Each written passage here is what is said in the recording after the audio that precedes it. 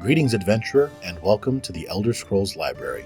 My name is Aurelius, your lore master, and today we are reading and discussing Fundamentals of Alchemy. The book Fundamentals of Alchemy appears in two of the Elder Scrolls games, Oblivion and Elder Scrolls Online. This book contains the fundamentals of alchemy, just like it says. It covers the benefits of alchemy, the adverse side effects, and what alchemical instruments one needs and the purpose that they serve. Let's get into Fundamentals of Alchemy.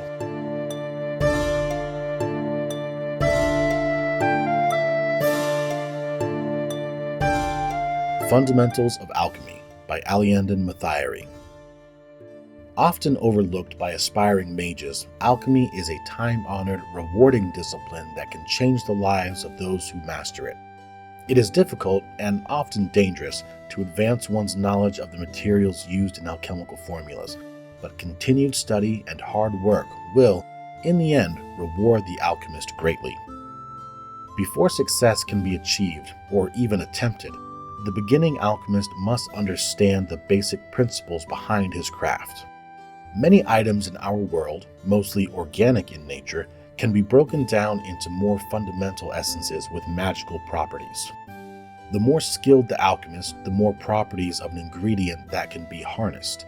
Combining the essences of two or more ingredients can result in the creation of a potion, which anyone may then drink. Legend has it that a truly great alchemist can brew potions from a single ingredient, a feat well beyond the capabilities of most. The alchemist's potion can have several effects depending on the ingredients used, and not all effects are beneficial. In many cases, recipes result in a potion with a mix of positive and negative effects. It is up to the alchemist to determine which recipes yield the best results. It is worth noting that potions can be created to have only negative effects and be used as poisons. This practice is not recommended by the author, and this text shall not discuss such potions further. Wortcraft. Wortcraft is, in fact, amateur alchemy. Eating an ingredient requires grinding it against the teeth, which occasionally releases its simplest essence and results in a fleeting effect on the eater. Wortcraft never has as strong a result as a potion created using the proper tools. An alchemist's tools. The mortar and pestle is the alchemist's most important and essential tool. Without it, no ingredient can be correctly prepared for use in a potion. The budding alchemist is advised to keep a mortar and pestle on hand at all times, and become comfortable with its use early on. The simple grinding of an ingredient is the most fundamental step in brewing potions. When properly ground, the petals of the redwort flower yield a powder that can, when mixed correctly with another ingredient such as ginseng, create a potion to cure poisons. This is one formula that many alchemists are quick to learn and retain, as mistakes in potion mixing often require its use. The advanced alchemist has other tools at his disposal to improve the quality of his potions. A retort can be employed to purify the mixture, improving the positive effects of a potion.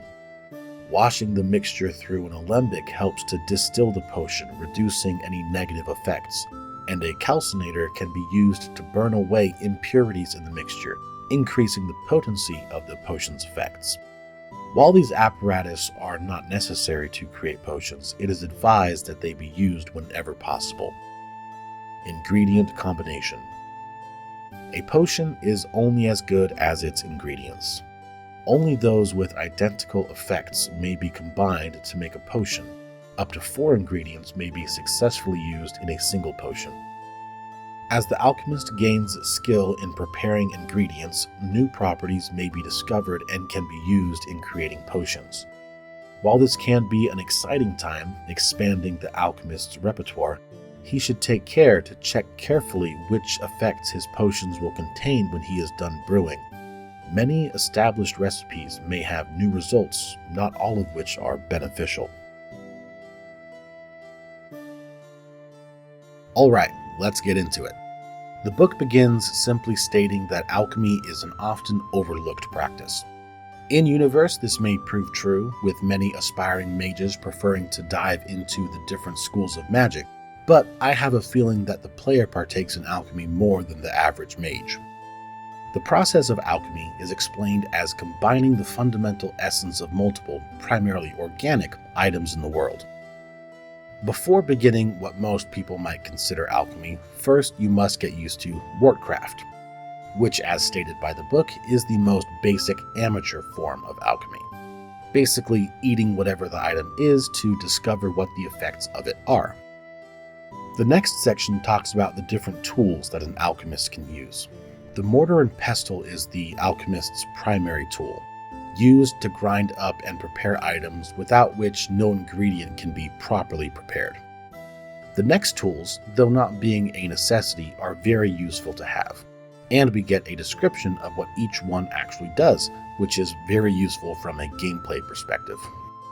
A retort improves the positive effects of a potion, so having a retort of greater quality further increases the positive effects. An alembic reduces the negative effects, so a higher quality alembic would increase the reduction of the negative effects. A calcinator is used to increase the overall potency of a potion, so again, better quality calcinator, the greater the potency is increased. And finally, ingredient combination.